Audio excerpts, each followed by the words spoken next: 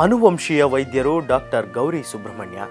ಮೂಲತಃ ಮೈಸೂರಿನವರಾದ ಡಾಕ್ಟರ್ ಗೌರಿ ಸುಬ್ರಹ್ಮಣ್ಯ ಅವರು 1957ರಲ್ಲಿ ದಿವಂಗತ ಭರತ್ರಾಜ್ ಹಾಗೂ ಸುನಂದಮ್ಮ ಅವರ ಪುತ್ರಿಯಾಗಿ ಜನಿಸಿದರು.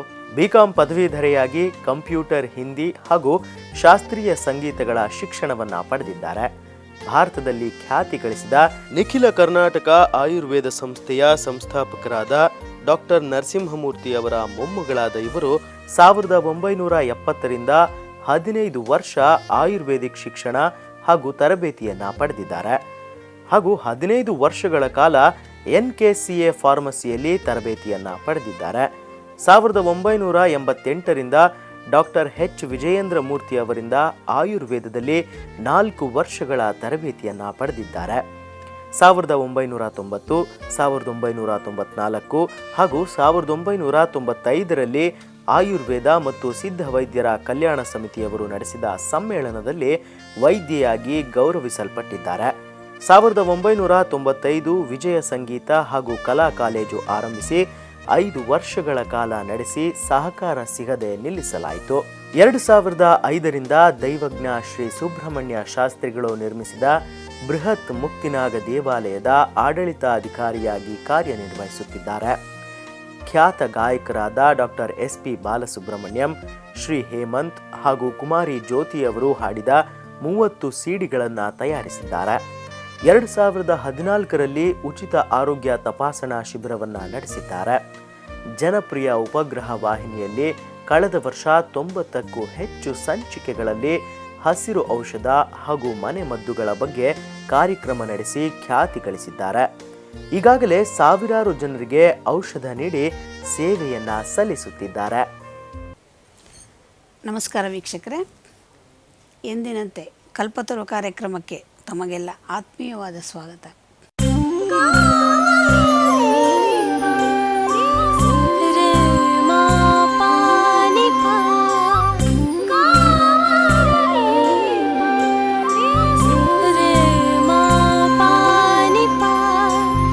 ನೋಡಿ, ನಾವು ಎಷ್ಟೊಂದು ಸಣ್ಣ ಸಣ್ಣ ಸಸ್ಯಗಳಲ್ಲಿ ಎಂತೆಂತಹ ವಿಶೇಷವಾದಂತಹ ಗುಣಗಳಿದೆ ಅನ್ನೋದನ್ನು ನಾವು ಸಾಕಷ್ಟು ವಿಚಾರವನ್ನು ತಿಳ್ಕೊಳ್ತಾ ಬಂದಿದ್ದೀವಿ. ಎಷ್ಟೋ ಸಸ್ಯಗಳು ನಮಗೆ ಏನೂ ಪ್ರಯೋಜನವೇ ಇಲ್ಲ, ಅದರಿಂದ ನಮಗೇನು ವಿಷಯವೂ ಗೊತ್ತಿರೋದಿಲ್ಲ, ಪ್ರಯೋಜನವೂ ಇದೆ ಅಂತ ನಮಗೆ ಅನಿಸಿರೋದಿಲ್ಲ. ಆ ತರಹ ಎಷ್ಟೊಂದು ಸಸ್ಯಗಳು ನಮ್ಮ ಈ ಚಿಕಿತ್ಸಾ ಪದ್ಧತಿಯಲ್ಲಿ, ಚಿಕಿತ್ಸಾ ಶಾಸ್ತ್ರದಲ್ಲಿ ಇದರ ಬಗ್ಗೆ ಸಾಕಷ್ಟು ಉಲ್ಲೇಖಗಳು ನಮಗೆ ಸಿಗತ್ತೆ. ಆದರೆ ಜನಸಾಮಾನ್ಯರಿಗೆ ಇದರ ಬಗ್ಗೆ ಎಷ್ಟು ಮಾತ್ರ ಅರಿವಿದೆ ಅನ್ನೋದು ತುಂಬ ಮುಖ್ಯ ಆಗುತ್ತೆ. ಹಾಗಾಗಿ ಎಷ್ಟೋ ಸಣ್ಣ ಪುಟ್ಟ ಸಸ್ಯಗಳ ಬಗ್ಗೆ ನಾವು ವಿವರವನ್ನು ತಿಳ್ಕೊಳ್ತಾ ಇದ್ದರೆ ಅದರಿಂದಾಗಿ ನಾವು ಸಾಕಷ್ಟು ಪ್ರಯೋಜನವನ್ನು ಪಡ್ಕೊಳ್ಬಹುದು. ಈ ವಿಷಯಗಳನ್ನು ನಾನು ಸಾಕಷ್ಟು ಬಾರಿ ಹೇಳ್ತಾನೇ ಇರ್ತೀನಿ. ಹಾಗಾಗಿ ಇವತ್ತು ಕೂಡ ನಾವು ಆ ತರಹ ಒಂದು ಸಣ್ಣ ನಮ್ಮ ಗಮನದಲ್ಲಿ ನಾವು ಎಷ್ಟೋ ಬಾರಿ ನಾವು ಇಟ್ಕೊಳ್ದೇ ಇರುವಂತಹ ಒಂದು ಪುಟ್ಟ ಸಸ್ಯದ ಬಗ್ಗೆ ನಾನಿವತ್ತು ವಿವರವನ್ನು ಹೇಳ್ತೀನಿ. ಆದರೆ ಮಾತ್ರ ಇದು ಯಾರಿಗೂ ಗೊತ್ತಿಲ್ಲ ಅಂತಿಲ್ಲ, ಪ್ರತಿಯೊಬ್ಬರಿಗೂ ಗೊತ್ತು. ಪ್ರತಿಯೊಬ್ಬರೂ ಕೂಡ ನಾವು ಇದನ್ನು ಮನೆಗೆ ತರುವಂಥದ್ದು. ಆದರೆ ಇದರಲ್ಲಿರ್ತಕ್ಕಂತಹ ಔಷಧೀಯ ಗುಣಗಳ ಬಗ್ಗೆ ನಮಗೆ ಹೆಚ್ಚಿನ ವಿವರ ಗೊತ್ತಿಲ್ಲದೆ ಇರಬಹುದು. ನೋಡಿ, ಹಾಗಾದರೆ ಅಂತಹ ಒಂದು ಪುಟ್ಟ ಸಸ್ಯ ಯಾವುದು ಅಂದರೆ ಅದು ಗರಿಕೆ ಹುಲ್ಲು. ಗರಿಕೆ ಹುಲ್ಲು ಎಲ್ಲರಿಗೂ ಗೊತ್ತಿರುವಂಥದ್ದು. ಇಡೀ ಭಾರತದಾದ್ಯಂತ ಯಾವ ಮೂಲೆಗೆ ಹೋದರೂ ಕೂಡ ನಿಮಗೆ ಕಾಣಸಿಗುವಂಥದ್ದು. ಎಲ್ಲರೂ ಕೂಡ ಯಾವತ್ತು ಮರೆತರೂ ಕೂಡ ನಾವು ಗಣೇಶನ ಹಬ್ಬದ ದಿವಸ ಮಾತ್ರ ಈ ಗರಿಕೆಯನ್ನು ಮನೆಗೆ ತರೋದನ್ನು ಯಾರೂ ಮರೆಯೋದಿಲ್ಲ. ನಾವು ಗಣೇಶನ ಪೂಜೆಗೆ ಅಂತ ಹೇಳಿದ ತಕ್ಷಣ ಹೂವನ್ನು ತರ್ತೀವೋ ಇಲ್ವೋ, ಆದರೆ ಈ ಗರಿಕೆಯನ್ನು ಮಾತ್ರ ನಾವು ತರೋದು ಮರೆಯೋದಿಲ್ಲ. ಯಾಕೆ ಹಾಗಾದರೆ ಅಂದರೆ ವಿಘ್ನೇಶ್ವರನಿಗೆ ಈ ಗರಿಕೆ ಹುಲ್ಲು ಅಂದರೆ ಬಹಳ ಪ್ರಿಯ ಅನ್ನೋದು ನಮ್ಮ ಶಾಸ್ತ್ರಗಳಲ್ಲಿ ಉಲ್ಲೇಖ ಇರ್ತಕ್ಕಂಥದ್ದು. ನಿಮಗೇನಾದರೂ ಇಷ್ಟಾರ್ಥ ಪರಿಹಾರ ಆಗಬೇಕು, ಇಷ್ಟಾರ್ಥ ಸಿದ್ಧಿಯಾಗಬೇಕು ಅಂತ ಅಂದರೆ ಕೇವಲ ಒಂದು 21 ಗರಿಕೆ ಹುಲ್ಲನ್ನು ಒಂದು 21 ದಿವಸ ಗಣೇಶನಿಗೆ ಸಮರ್ಪಣೆ ಮಾಡಿ, ಸ್ವಾಮಿ ನಮ್ಮ ಇಂತಹ ಸಮಸ್ಯೆಯನ್ನು ಪರಿಹರಿಸಿಕೊಡು ಅಂತ ಕೇಳಿದರೆ ಅಂತಹ ಸಮಸ್ಯೆ ಬಹಳ ಸುಲಭದಲ್ಲಿ ಪರಿಹಾರವಾಗುವಂಥದ್ದು. ಹಾಗಾಗಿ ಈ ವಿಘ್ನೇಶ್ವರನಿಗೆ ಬಹಳ ಪ್ರಿಯವಾದಂತಹ ಸಸ್ಯ ಈ ಗರಿಕೆ ಅನ್ನೋದು ಪ್ರತಿಯೊಬ್ಬರಿಗೂ ಗೊತ್ತಿರುವಂಥದ್ದು. ಇದು ಧಾರ್ಮಿಕವಾದಂತಹ ವಿಚಾರ. ಆದರೆ ನಾವು ವೈದ್ಯಕೀಯವಾಗಿ ತೆಗೆದುಕೊಂಡಾಗ ಈ ಗರಿಕೆ ಹುಲ್ಲು ಎಷ್ಟೊಂದು ಮಹತ್ವವನ್ನು ಪಡ್ಕೊಂಡಿದೆ ಅಂತ ಹೇಳಿ ನಿಮಗೆ ಈ ಕಾರ್ಯಕ್ರಮದ ಕೊನೆಯ ಭಾಗಕ್ಕೆ ಬರುವ ಹೊತ್ತಿಗೆ ಗೊತ್ತಾಗುತ್ತೆ. ನೋಡಿ, ಈ ಗರಿಕೆ ಹುಲ್ಲು ಹೇಗೆ ಅಂದರೆ ಎಲ್ಲಂದರಲ್ಲಿ ಎಲ್ಲಿ ಆವಾಗವಾಗ ತೇವದ ಅಂಶ ಇರುತ್ತೆ ಅಂತಹ ಕಡೆ ಎಲ್ಲ ಬೆಳ್ಕೊಳ್ತಾ ಇರುವಂಥದ್ದು. ಇದು ಭೂಮಿಯಲ್ಲಿ ಒಂದು ಸಾರಿ ಹುಟ್ಟಿತು ಅಂತಂದರೆ ಅದು ಅಷ್ಟು ಸುಲಭವಾಗಿ ಸಾಯೋದಿಲ್ಲ. ಈ ಬೇಸಿಗೆ ದಿನಗಳಲ್ಲಿ ಇದ್ದಕ್ಕಿದ್ದ ಹಾಗೆ ಈ ಗರಿಕೆಗಳು ನಾಪತ್ತೆ ಆಗಿಬಿಟ್ಟಿರುತ್ತವೆ. ನಿಮಗೆಲ್ಲೂ ಕಾಣಿಸೋದೇ ಇಲ್ಲ. ಬೇಕು ಅಂತ ಹುಡುಕಾಡಿದ್ರು ಎಲ್ಲ ಕಡೆ ಹುಡ್ಕೊಂಡು ಬರಬೇಕು. ಆದರೆ 1-2 ಮಳೆ ಬೀಳಲಿ ನೋಡಿ, ಮಳೆ ನೀರು ಭೂಮಿಗೆ ಬಿದ್ದ ತಕ್ಷಣ 3ನೇ ದಿವಸದ ಹೊತ್ತಿಗೆ ಚಿಗುರ್ಕೊಂಡ್ಬಿಟ್ಟಿರುತ್ತೆ. ಎಲ್ಲ ಕಡೆ ಹಸಿರಾಗಿ ಈ ಗರಿಕೆ ಬೆಳ್ಕೊಂಡಿರುತ್ತೆ. ಹಾಗಾಗಿ ಇದನ್ನೇನಂತ ಕರೀತಾರೆ, ಪಾತಾಳ ಬೇರು ಅಂತ ಕೂಡ ಕರೀತಾರೆ. ಅಂದರೆ ಇದರ ಬೇರು ಭೂಮಿಯ ಒಳಭಾಗದಲ್ಲಿ ಇದ್ದೇ ಇರುತ್ತೆ. ಸ್ವಲ್ಪ ತೇವಾಂಶ ಸಿಕ್ಕಿದ ತಕ್ಷಣ ಅದು ಬೆಳ್ಕೊಳ್ಳೋದಕ್ಕೆ ಪ್ರಾರಂಭ ಆಗುತ್ತೆ. ಹಾಗಾಗಿ ಇದನ್ನು ಪಾತಾಳ ಬೇರು ಅನ್ನೋ ಒಂದು ಹೆಸರಿನಿಂದ ಕೂಡ ಇದನ್ನು ಕರೀತಾರೆ. ಅದೇ ಇದನ್ನು ಸಂಸ್ಕೃತದಲ್ಲಿ ಅಮೃತ, ಅನಂತ, ಬಹುವೀರ್ಯ, ಗೌರಿ, ಜಯ, ದೂರ್ವ ಮತ್ತು ಸಹಸ್ರ ಪರ್ವ ಈ ರೀತಿ ಅನೇಕ ಹೆಸರುಗಳಿಂದ, ಅಂದರೆ ಅದರ ಸಾರ್ಥಕ ಹೆಸರುಗಳು, ಆ ಪದಗಳ ಅರ್ಥದಲ್ಲಿಯೇ ಆ ಒಂದು ಸಸ್ಯದಲ್ಲಿ ಏನೇನು ಗುಣಗಳಿದೆ ಅನ್ನೋದು ಅಡಕವಾಗಿರುತ್ತೆ. ಈ ರೀತಿ ಎಷ್ಟೊಂದು ಹೆಸರುಗಳಿಂದ ಸಂಸ್ಕೃತದಲ್ಲಿ ಇದನ್ನು ದೂರ್ವ ಅನ್ನೋ ಒಂದು ಹೆಸರಿನಲ್ಲಿ ಕರೀತಾರೆ. ಹಾಗಾದರೆ ಈ ದೂರ್ವೆಯ ಬಗ್ಗೆ ನಾವು ಸಾಕಷ್ಟು ವಿವರಗಳನ್ನು ತಿಳ್ಕೊಳ್ಳೋದು ಬಹಳ ಉತ್ತಮ. ನೋಡಿ, ಈ ಗರಿಕೆಯಲ್ಲಿ 3 ವಿಧವಾದಂತಹ ಗರಿಕೆಯನ್ನು ನಾವು ನೋಡ್ತೀವಿ. ಒಂದು ಬಿಳಿ ಬಣ್ಣದ್ದು, ಒಂದು ಹಸಿರು ಬಣ್ಣದ್ದು, ಇನ್ನೊಂದು ಗಂಟಾಗಿರುವಂಥದ್ದು. ಇದನ್ನು ನೀಲ ದೂರ್ವ, ಶ್ವೇತ ದೂರ್ವ, ಗಂಡ ದೂರ್ವ ಅಂತ ಹೇಳಿ ಇದನ್ನು ಸಂಸ್ಕೃತದಲ್ಲಿ ಕರೆಯುವಂಥದ್ದು. ಈ 3 ದೂರ್ವೆಯಲ್ಲಿಯೂ ಕೂಡ ಸಂಪೂರ್ಣವಾಗಿ ಅದರ ಬೇರಿರಬಹುದು, ಕಾಂಡ ಇರಬಹುದು, ಎಲೆ ಇರಬಹುದು, ಎಲ್ಲವೂ ಕೂಡ ಔಷಧೀಯಯುಕ್ತವಾಗಿ ಇರುವಂಥದ್ದು. ಹಾಗಾಗಿ ಯಾವ ಭಾಗದಲ್ಲಿ ಯಾವ್ಯಾವ ಪ್ರದೇಶದಲ್ಲಿ ಆಯಾ ಮಣ್ಣಿನ ಗುಣಕ್ಕೆ ಅನುಗುಣವಾಗಿ ಅದರ ಬಣ್ಣಗಳಲ್ಲಿ ವ್ಯತ್ಯಾಸ ಇರುತ್ತೆ ಹೊರತು ಗುಣಧರ್ಮಗಳು ಎಲ್ಲದರಲ್ಲಿಯೂ ಕೂಡ ಒಂದೇ ಆಗಿರುತ್ತೆ. ಕೆಲವೊಂದು ಚಿಕಿತ್ಸೆಯಲ್ಲಿ ನಾವು ಕೆಲವು ಇಂಥದ್ದೇ ಪರ್ಟಿಕ್ಯುಲರ್ ಆಗಿ ಬೇಕು ಅನ್ನೋದನ್ನು ನಾವು ಉಲ್ಲೇಖ ಮಾಡಿರ್ತೀವಿ. ಸೊ ಹಾಗಾಗಿ ಈ ಗರಿಕೆಯನ್ನು ಯಾವ ಭಾಗದಲ್ಲಿ ಯಾವುದೇ ಸಿಕ್ಕಿದ್ರೂ ಕೂಡ ನಾವು ಉಪಯೋಗವನ್ನು ಮಾಡಿಕೊಳ್ಬಹುದು. ನೋಡಿ, ಈ ಗರಿಕೆಯಲ್ಲಿ ವಿಶೇಷವಾಗಿ ಶ್ವಾಸಕ್ಕೆ ಸಂಬಂಧಪಟ್ಟಂತಹ ಸಮಸ್ಯೆಗಳು, ಕೆಮ್ಮು ಅಥವಾ ದಮ್ಮು ಇರತಕ್ಕಂಥದ್ದು, ಅದರೊಳಗಾಗಿ ವಿಶೇಷವಾಗಿ ಚರ್ಮಕ್ಕೆ ಸಂಬಂಧಪಟ್ಟಂತಹ ಸಮಸ್ಯೆಗಳು, ಅಂದರೆ ಕಜ್ಜಿ, ತುರಿಕೆ, ಹುಣ್ಣುಗಳು, ಈ ಎಲ್ಲ ಯಾವುದೇ ರೀತಿಯ ಚರ್ಮದ ಸಮಸ್ಯೆ ಇರಬಹುದು ಅಂತಹ ಸಮಸ್ಯೆಗಳಿಗೆ, ಮತ್ತು ಮೂತ್ರಕೋಶಕ್ಕೆ ಸಂಬಂಧಪಟ್ಟಂತಹ ಸಮಸ್ಯೆಗಳು, ರಕ್ತ ಪ್ರದರಕ್ಕೆ ಸಂಬಂಧಪಟ್ಟಂತಹ ಸಮಸ್ಯೆಗಳು, ಈ ರೀತಿ ಅನೇಕ ಸಮಸ್ಯೆಯನ್ನು ಪರಿಹರಿಸಿಕೊಡೋದ್ರಲ್ಲಿ ಈ ನಮ್ಮ ಗರಿಕೆಯ ಪಾತ್ರ ಬಹಳ ದೊಡ್ಡದು. ಇನ್ನೊಂದೇನೆಂದರೆ, ಈ ಗರಿಕೆಯನ್ನು ಚರ್ಮಕ್ಕೆ ಸಂಬಂಧಪಟ್ಟಂತಹ ಸಮಸ್ಯೆಗಳಿಗೆ ಬಹಳ ಉತ್ತಮವಾದದ್ದು. ಯಾಕೆ ನಾವು ಇದನ್ನು ಪೂಜೆ ಮಾಡಿ ಅಂತ ಹೇಳಿದ್ದೀವಿ ಅಂತಂದರೆ ಅದು ಒಂದು ಕಾರಣ ಇರುತ್ತೆ. ಇದನ್ನು ಸಂಗ್ರಹ ಮಾಡುವಾಗ ನಾವು ಕೈಯಲ್ಲಿ ಅದನ್ನು ಬಿಡಿಸ್ಕೊಂಡು ಬರ್ತೀವಿ. ಅದನ್ನು ಚೆನ್ನಾಗಿ ಶುದ್ಧಿ ಮಾಡಿ ಅದನ್ನು ಪೂಜೆಗೆ ನಾವು ಬಳಕೆಯನ್ನು ಮಾಡ್ತೀವಿ. ಅಂದರೆ ಚರ್ಮಕ್ಕೆ ಇದರ ಒಂದು ಸಂಪರ್ಕ ಇರೋದರಿಂದನೇ ಚರ್ಮಕ್ಕೆ ಸಂಬಂಧಪಟ್ಟಂತಹ ಅನೇಕ ಸಮಸ್ಯೆಗಳು ಬರೋದಿಲ್ಲ. ಬರೀ ಪೂಜೆ ಮಾಡೋದರಿಂದ ಅಥವಾ ಕಿತ್ತು ಸಂಗ್ರಹ ಮಾಡೋದರಿಂದನೇ ಸಮಸ್ಯೆಗಳು ಪರಿಹಾರವಾಗುತ್ತೆ ಅನ್ನೋದಾದರೆ, ಇನ್ನು ದೊಡ್ಡ ದೊಡ್ಡ ತೀವ್ರವಾದಂತಹ ಅದಕ್ಕೆ ಸಂಬಂಧಪಟ್ಟಂತಹ ಸಮಸ್ಯೆಗಳು ಬಂದಾಗ ಇನ್ನೂ ವಿಶೇಷವಾಗಿ ಅದರಿಂದ ನಮಗೆ ಚಿಕಿತ್ಸೆ ಸಿಕ್ಕತ್ತೆ. ಹಾಗಾಗಿ ನಾವು ಈ ಏನಪ್ಪ ಇದ್ರದ್ದು ಮಹಾ ಹುಲ್ಲುಕಡ್ಡಿ ಅಂತ ನಾವು ಅಂದ್ಕೊಂಡ್ರೂ ಕೂಡ ಅದರಲ್ಲಿ ಕೂಡ ಎಷ್ಟೊಂದು ಉಪಯೋಗ ಇದೆ ನೋಡಿ. ಇದರಲ್ಲಿ ಪೋಷಕಾಂಶಗಳಿಗೂ ಏನೂ ಕೊರತೆ ಇಲ್ಲ. ಇದರಲ್ಲಿ ಕಾರ್ಬೋಹೈಡ್ರೇಟ್ಸ್ ಇದೆ, ಪ್ರೋಟೀನ್ಸು ಸಮೃದ್ಧಿಯಾಗಿದೆ. ಅಷ್ಟೇ ಅಲ್ಲ ನೋಡಿ, ಈ ಗರಿಕೆ ಹುಲ್ಲನ್ನು ಸುಮ್ಮನೆ ಸುಟ್ಟುಬಿಡಿ, ಆ ಬೂದಿಯಲ್ಲಿನೇ ಮ್ಯಾಂಗನೀಸು, ಸೋಡಿಯಮ್ಮು ಮತ್ತು ಕಾರ್ಬೋಹೈಡ್ರೇಟ್ಸು ಎಷ್ಟೊಂದು ಅಂಶಗಳು ಅದರಲ್ಲಿ ನಮಗೆ ಅದರಲ್ಲೂ ಪೌಷ್ಟಿಕಾಂಶಗಳು ಸಿಗುತ್ತೆ. ಅಂದರೆ ಹಸಿಯಾಗಿಯೇ ಬಳಕೆ ಮಾಡುವಾಗಲೂ ಅದರಲ್ಲಿ ಪೋಷಕಾಂಶಗಳಿದೆ. ಅದನ್ನು ಸುಟ್ಟು ಭಸ್ಮವನ್ನು ಮಾಡಿ ಆ ಭಸ್ಮವನ್ನು ಉಪಯೋಗ ಮಾಡೋದ್ರಿಂದನೂ ಕೂಡ ನಮಗೆ ಎಷ್ಟೊಂದು ಪೋಷಕಾಂಶಗಳು ಸಿಕ್ಕತ್ತೆ. ಇಂತಹ ಒಂದು ನಮ್ಮ ಕಾಲಡಿಯಲ್ಲಿ ಸಿಕ್ಕುವಂತಹ ಒಂದು ಪುಟ್ಟ ಸಸ್ಯ ಈ ಗರಿಕೆ ಹುಲ್ಲು. ಈ ಗರಿಕೆ ಹುಲ್ಲಿನ ಬಗ್ಗೆ ನಾವು ಸಾಕಷ್ಟು ವಿವರಗಳನ್ನು ಇವತ್ತು ತಿಳ್ಕೊಳ್ಳೋಣ.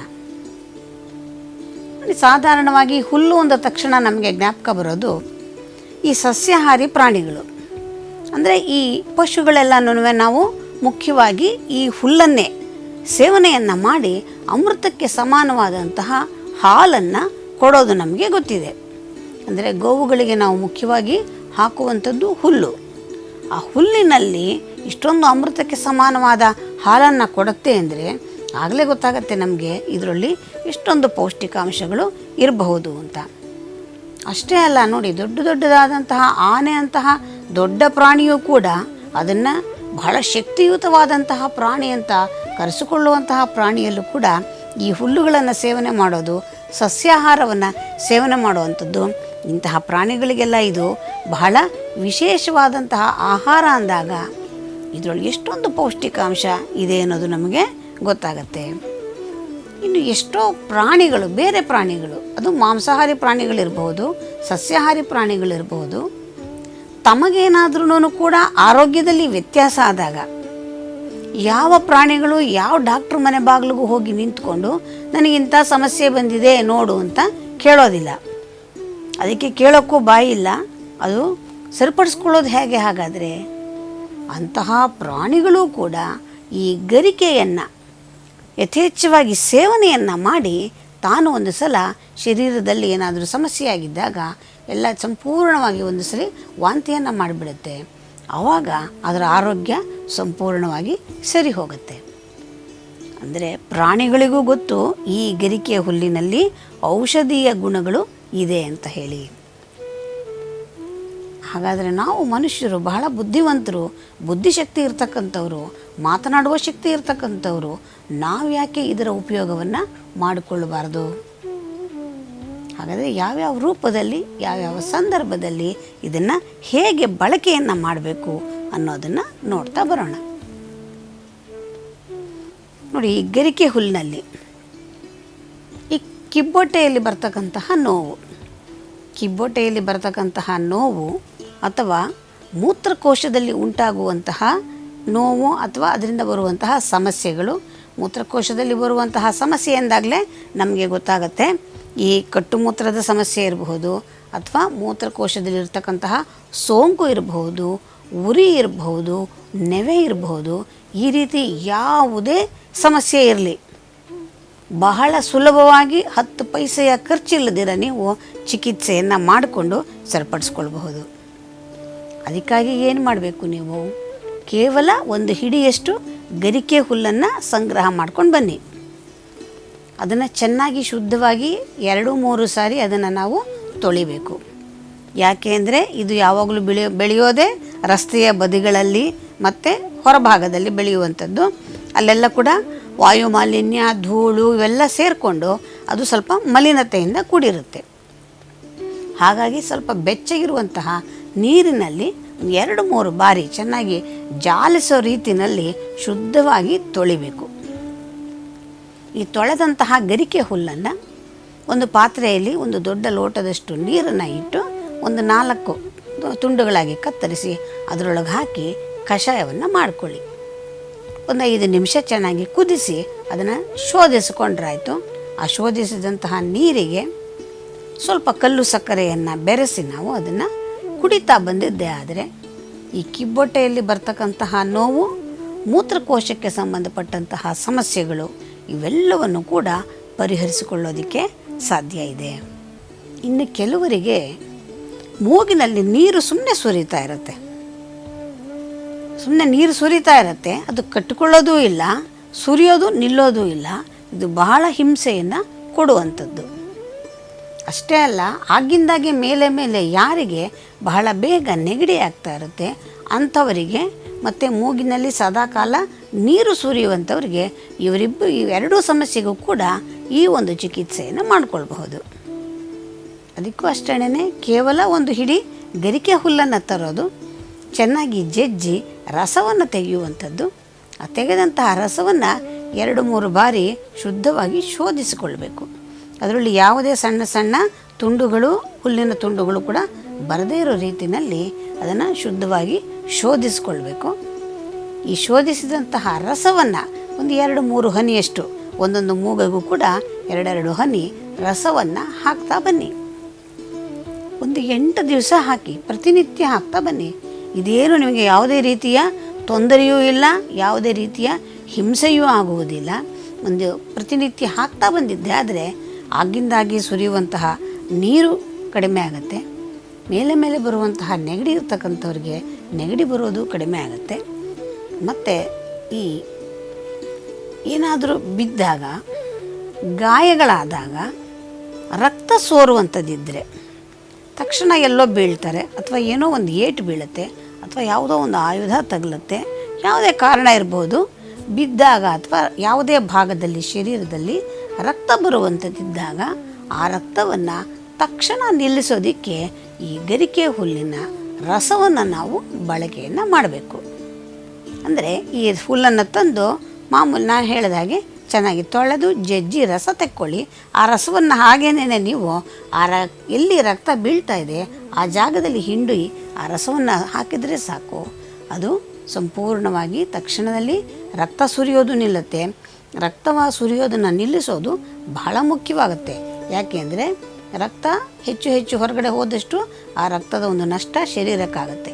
ಹಾಗಾಗಿ ರಕ್ತ ಸೋರುವಿಕೆಯನ್ನು ನಿಲ್ಲಿಸಬೇಕಾಗತ್ತೆ. ಅಷ್ಟೇ ಅಲ್ಲ, ಆ ನಿಲ್ಲಿಸಿದ್ದಷ್ಟೇ ಅಲ್ಲ, ಆ ನಿಲ್ಲೋದು ನಿಲ್ಲತ್ತೆ, ಅದರ ಜೊತೆಗೆ ಆ ಗಾಯ ಬಹಳ ಬೇಗ ಮಾಗುವುದಕ್ಕೆ ಮತ್ತು ಬಹಳ ಬೇಗ ಚರ್ಮ ಕೂಡಿಕೊಳ್ಳೋದಕ್ಕೆ ಕೂಡ ಈ ಗರಿಕೆ ಹುಲ್ಲಿನ ರಸ ಸಹಾಯವನ್ನು ಮಾಡುತ್ತೆ.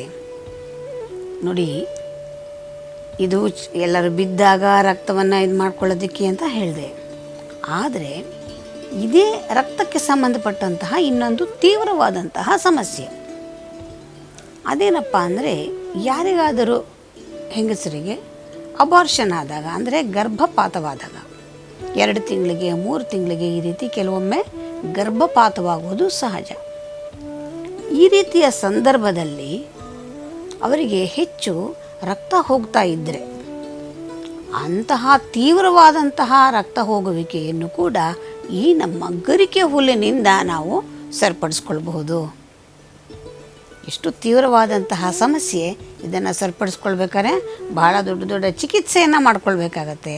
ಅದರ ಬದಲಿಗೆ ಅಂತಹ ಸಂದರ್ಭದಲ್ಲಿ ಈ ಗರಿಕೆ ಹುಲ್ಲನ್ನು ತಂದು ಸ್ವಚ್ಛ ಮಾಡಿ ಅದರ ರಸವನ್ನು ತೆಕ್ಕೊಳ್ಳಿ. ಆ ರಸಕ್ಕೆ ನಾವು ಸ್ವಲ್ಪ ಮುತ್ತು ಭಸ್ಮ ಅಂತ ಸಿಕ್ಕತ್ತೆ. ಆ ಮುತ್ತು ಭಸ್ಮ ಮತ್ತು ಸ್ವರ್ಣಮಾಕ್ಷಿಕ ಭಸ್ಮ ಅಂತ ಸಿಗತ್ತೆ. ಇದೆರಡನ್ನು ತಂದು ಕೇವಲ ಒಂದೊಂದು ಚಿಟಿಕೆಯಷ್ಟು ಈ ಗರಿಕೆ ಹುಲ್ಲಿನ ರಸಕ್ಕೆ ಮಿಶ್ರಣವನ್ನು ಮಾಡಿ 1-2 ಹನಿಯಷ್ಟು ಜೇನುತುಪ್ಪವನ್ನು ಮಿಶ್ರಣವನ್ನು ಮಾಡಿ ಅದನ್ನು ಸೇವನೆಯನ್ನು ಮಾಡೋದ್ರ ಮುಖಾಂತರ ಈ ರೀತಿಯ ಒಂದು ತೀವ್ರವಾದಂತಹ ಒಂದು ಸಮಸ್ಯೆಯನ್ನು ನಾವು ಪರಿಹರಿಸಿಕೊಳ್ಳಬಹುದು. ಅಷ್ಟೇ ಅಲ್ಲ, ಈ ಮಾಸಿಕ ಧರ್ಮದಲ್ಲಿ ಬರುವಂತಹ ರಕ್ತ ಪ್ರದರದಂತಹ ಸಮಸ್ಯೆಗೆ ಕೂಡ ಇದೇ ಚಿಕಿತ್ಸೆಯನ್ನು ಅವರು ಕೂಡ ಮಾಡಿಕೊಳ್ಬಹುದು. ಈ ರೀತಿಯ ತೀವ್ರವಾದ ಸಮಸ್ಯೆಗೆ ಒಳ್ಳೆಯ ಪರಿಹಾರ ನಮ್ಮ ಈ ಗರಿಕೆ ಹುಲ್ಲಿನ ರಸದಲ್ಲಿ ಸಿಗುತ್ತೆ. ಅಷ್ಟೇ ಅಲ್ಲ ನೋಡಿ, ಈ ಹಲ್ಲು ನೋವು, ಬಾಯಿ ಹುಣ್ಣು, ಈ ರೀತಿಯ ದಿನನಿತ್ಯದಲ್ಲಿ ಬರುವಂತಹ ಸಣ್ಣ ಪುಟ್ಟ ಸಮಸ್ಯೆಗಳಿಗೆ ಕೂಡ ಇದೇ ಗರಿಕೆ ಹುಲ್ಲನ್ನ ತನ್ನಿ ರಸವನ್ನು ತೆಗೆಯಿರಿ. ಆ ರಸಕ್ಕೆ ಸ್ವಲ್ಪ ನೀರನ್ನು ಮಿಶ್ರಣ ಮಾಡಿಕೊಂಡು ಬಾಯಿಗೆ ಹಾಕ್ಕೊಂಡು ಚೆನ್ನಾಗಿ ಮುಕ್ಕಳಿಸಿ ಉಗುಳೋದ್ರಿಂದ ನೋಡಿ ಹಲ್ಲು ನೋವು ಕಡಿಮೆ ಆಗುತ್ತೆ. ಅಥವಾ ಬಾಯಿ ಹುಣ್ಣಿನ ಸಮಸ್ಯೆ ಇದ್ದರೆ ಅದು ಕೂಡ ಕಡಿಮೆ ಆಗುತ್ತೆ.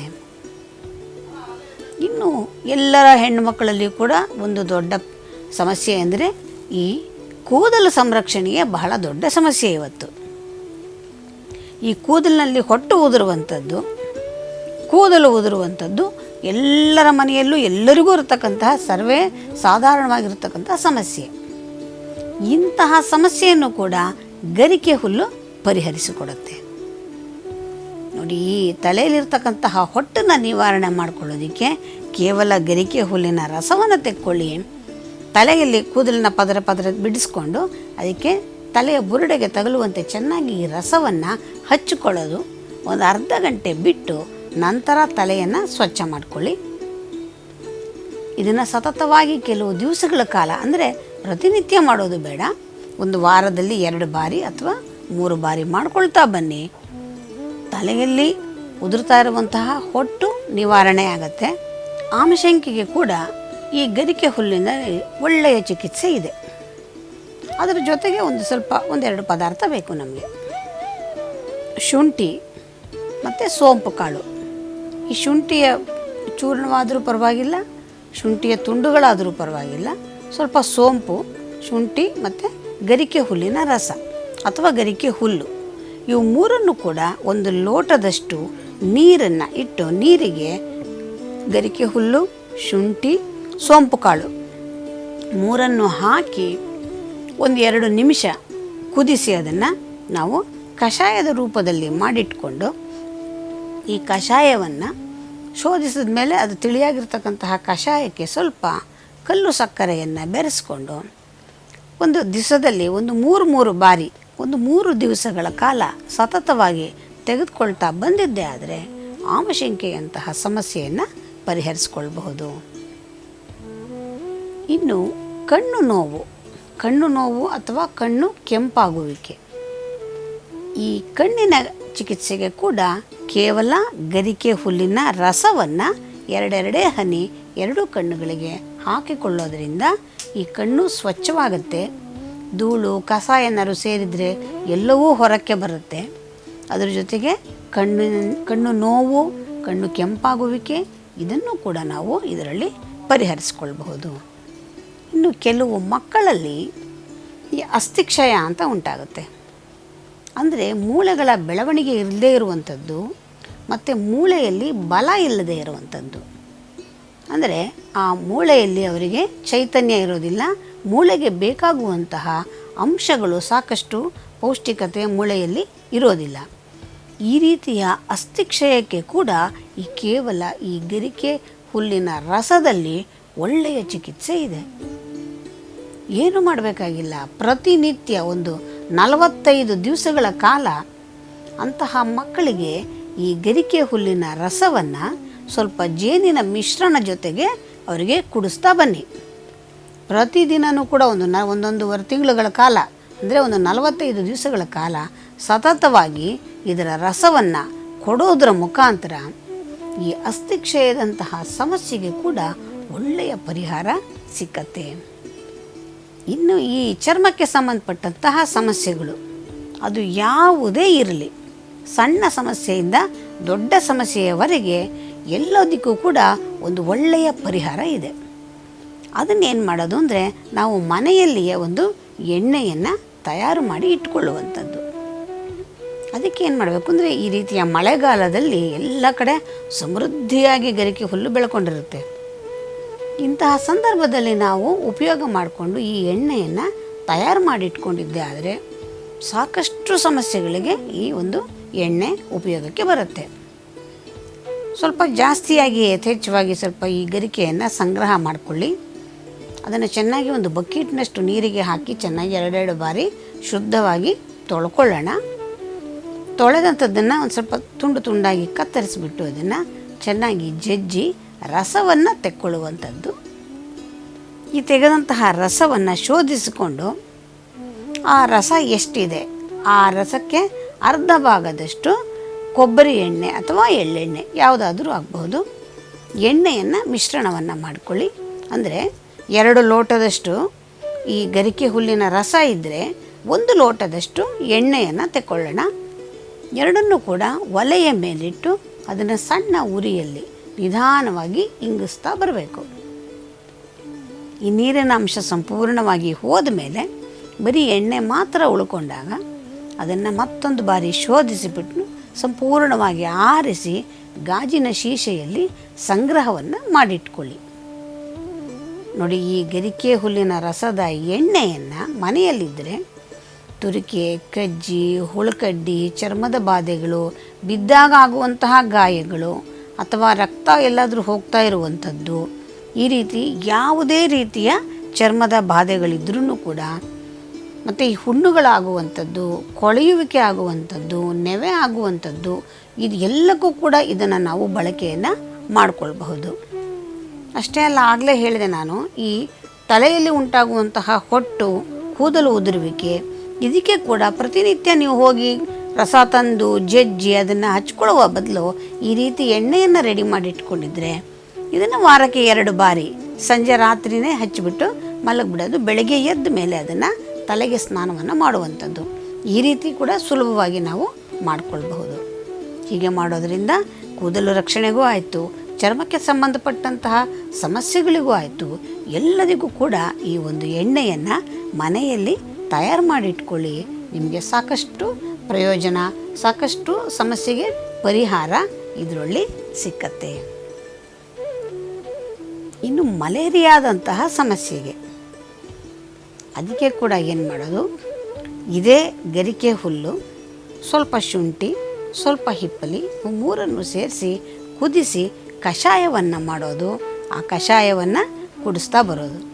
ಇದು ಅಷ್ಟೇ, ಬೆಳಗ್ಗೆ ಮಧ್ಯಾಹ್ನ ಸಾಯಂಕಾಲ 3 ಬಾರಿ ಒಂದು 3 ದಿವಸ ಕುಡಿದದ್ದೇ ಆದರೆ ಈ ಮಲೇರಿಯಾದಂತಹ ಜ್ವರ ಅಥವಾ ಜ್ವರವೇ ಮಾಮೂಲಿ ಜ್ವರವೇ ಆದರೂ ಕೂಡ ಇದೇ ಗರಿಕೆ ಹುಲ್ಲಿನ ಜೊತೆಯಲ್ಲಿ ಒಂದು ತುಂಡಷ್ಟು ಅಮೃತ ಬಳ್ಳಿ ಕಡ್ಡಿಯನ್ನು ತನ್ನಿ 2 ಜಜ್ಜಿ ಕಷಾಯವನ್ನು ಮಾಡಿ ಕುಡಿತಾ ಬಂದದ್ದೇ ಆದರೆ ಅದಕ್ಕೆ ಕೂಡ ಒಳ್ಳೆಯ ಒಂದು ಉಪಚಾರ ಸಿಕ್ಕತ್ತೆ. ಇನ್ನು ರಕ್ತ ಮೂಲವ್ಯಾಧಿಗೆ ಏನು ಮಾಡೋದು, ಕೇವಲ ಇದೇ ಗರಿಕೆ ಹುಲ್ಲನ್ನು ಬೇರು ಒಳಗಡೆಯಿಂದ ಸಮೇತವಾಗಿ ತಂದುಬಿಡಬೇಕು. ತಂದು ಬೇರು, ಕಾಂಡ, ಎಲೆ ಎಲ್ಲವನ್ನು ಸೇರಿಸಿ ಚೆನ್ನಾಗಿ ಜಜ್ಜಿ ರಸವನ್ನು ತೆಗೆದು ಆ ರಸವನ್ನು ಸೇವನೆ ಮಾಡಿ ಇದು ರಕ್ತ ಮೂಲವ್ಯಾಧಿಯಂತಹ ಸಮಸ್ಯೆಯನ್ನು ಕೂಡ ಪರಿಹರಿಸುತ್ತೆ. ನಾನು ಆಗಲೇ ಮೊದಲೇ ಹೇಳಿದೆ, ರಕ್ತಕ್ಕೆ ಸಂಬಂಧಪಟ್ಟಂತಹ ಸಮಸ್ಯೆ ಅದು ಯಾವುದೇ ಇರಲಿ ಎಲ್ಲಕ್ಕೂ ಕೂಡ ಗರಿಕೆಯಲ್ಲಿ ಒಳ್ಳೆಯ ಚಿಕಿತ್ಸೆ ಇದೆ. ಅಂತಹ ಉಪಕಾರಿಯಾದಂತಹ ಈ ಸಸ್ಯಕುಲವನ್ನು ಎಲ್ಲರೂ ಉಳಿಸೋಣ, ಬೆಳೆಸೋಣ, ಅದರ ಪ್ರಯೋಜನವನ್ನು ಪಡ್ಕೊಳ್ಳೋಣ. ಹಾಗಾಗಿ ಪ್ರತಿಯೊಬ್ಬರು ಕೂಡ ಇದರ ಸದ್ಬಳಕೆಯನ್ನು ಮಾಡಿಕೊಳ್ಳಿ, ಪ್ರಯೋಜನವನ್ನು ಮಾಡಿಕೊಳ್ಳಿ, ಆರೋಗ್ಯವಾಗಿರಿ ಅಂತ ಹೇಳ್ತಾ ಮತ್ತೆ ಮುಂದಿನ ಸಂಚಿಕೆಯಲ್ಲಿ ಮತ್ತೊಂದು ವಿಷಯದ ಜೊತೆಯಲ್ಲಿ ನಿಮ್ಮ ಜೊತೆ ಇರ್ತೀನಿ. ಅಲ್ಲಿವರೆಗೆ ನಮಸ್ಕಾರ.